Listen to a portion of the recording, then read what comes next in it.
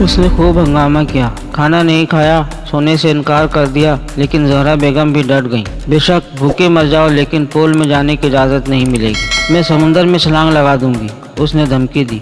लेकिन ज़हरा बेगम ने नरम होने से इनकार कर दिया था। इस पर काजल ने चालाकी से काम लिया और बज़ाहिर खामोश होकर बैठ गई। और जैसे ही जमशेद अली अपने ट्रिप से वापस आए, उसने उनसे इजाज़त ले ली।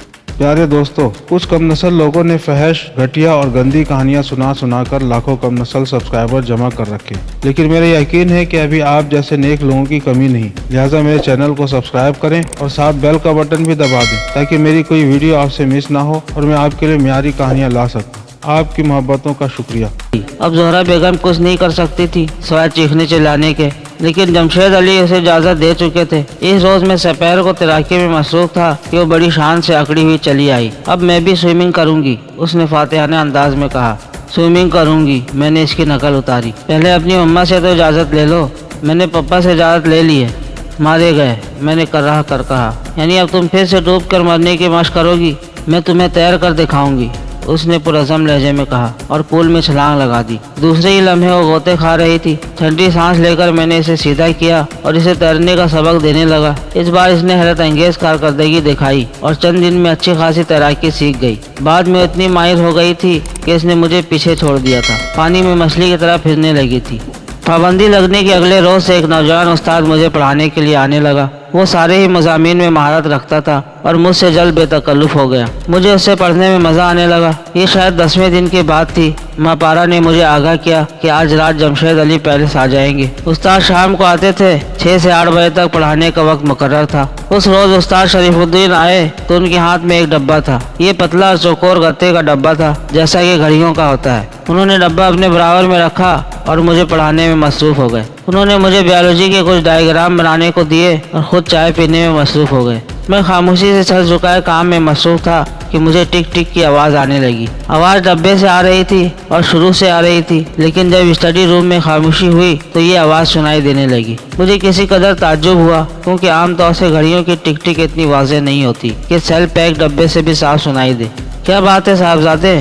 शरीफुद्दीन मुझे डब्बे को घूरते हुए देखकर बोले। आपके इस डब्बे में घड़ी ही है ना? मैंने पूछा। है तो घड़ी ही, लेकिन मैंने अब तक देखी नहीं है। दरअसल आज, बल्कि अभी जब तुम्हें पढ़ाने आ रहा था तब मिली थी।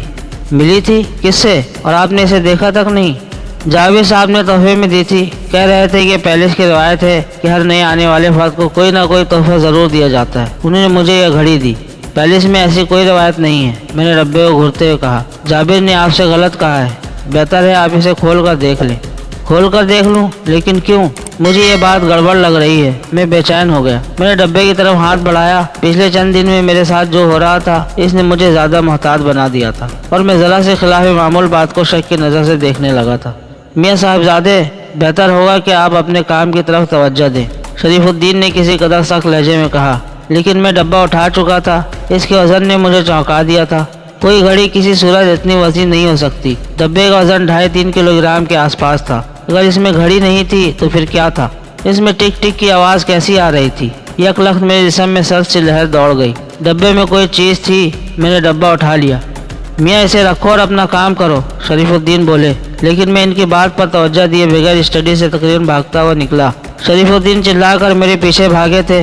मेरी कोशिश थी कि जल्द अज जल्द इमारत से निकलकर खुले लान में पहुंच जाऊं। मैंने तेज़ी से सीढ़ियां अबूर की और कॉर्नर से छलांग लगाकर पाथवे पर आया। वहां से एक छलांग में लान पर था। मैंने हाथ घुमाकर डब्बा पूरी कुव्वत से लान की तरफ उछाल दिया। डब्बा एक छोटे आराशी दरख्त के पीछे जा गिरा था। इसी लम्हे शरीफुद्दीन सख्त तैश में वहां आ पहुंचे। अगर मैं किसी मतवसत घर का लड़का होता तो वो बिला तकल्लुफ मेरी मरम्मत लगा देते, लेकिन मैं जमशेद पैलेस का लड़का था। मुझे हाथ लगाने से पहले इन्हें बहुत कुछ सोचना पड़ता। ये क्या हरकत थी? उन्होंने हाँफते हुए कहा। मुझे शुबा है कि डब्बे में कोई ख़तरनाक चीज़ है, मैंने उन्हें आगाह किया। ज़रा से शुबे के पीछे तुमने अच्छी खासी चीज़ बर्बाद कर दी, वो झुल्ला कर बोले और लाड में आगे बढ़े।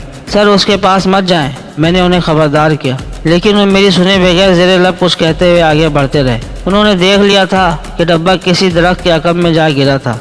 मैंने एक बार फिर चिल्लाकर इन्हें खबरदार किया, मगर वो सुनने के मूड में नहीं थे। मैंने उन्हें दूर हटने को कहा। शरीफुद्दीन दरख्त के बिल्कुल पास पहुंच चुके थे और मैं सोच रहा था कि कहीं ये महज शुबा तो नहीं था।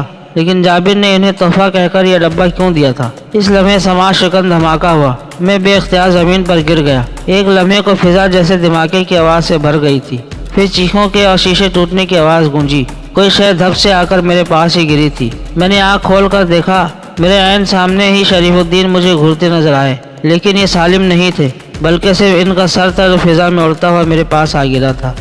بقیہ کہانی اگلے حصے میں ملاحظہ فرمائیں۔ اس ویڈیو کو لائک کریں، چینل کو سبسکرائب کریں اور ساتھ ساتھ گھنٹی کا بٹن بھی دبا دیں۔ آپ کے تعاون کا شکریہ۔